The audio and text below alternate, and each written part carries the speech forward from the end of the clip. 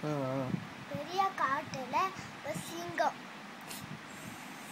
வந்து இப்படின்னு அதே விளையாட்டோன்னே நைட் ஆச்சு. அப்படியே தூங்கிட்டு காலையில் எழுந்துச்சு பல் விளக்கி சாப்பிட்டு தூங்கிடுச்சு.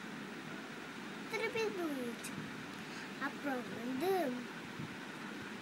ஒரு சிங்கம் வந்து இப்போ சொன்னல அந்த சிங்கம் நரி போடு அந்த நரிய போடுன்னு சொல்லிச்சு. அந்த யானை போட்டு தள்ளிச்சு. தன்னால அந்த யானையே சாஞ்சிருச்சு.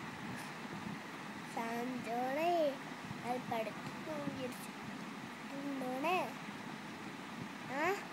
பெரிய நரி ஃபேன் இருக்குல்ல அது வரைக்கும் நரி வந்தோடனே அந்த யானையும் பெருசாச்சு. அப்போ அது ரெண்டும் ஃப்ரெண்ட்ஸ் ஆயிடுச்சு. எப்படி கதை? சூப்பர். சரி.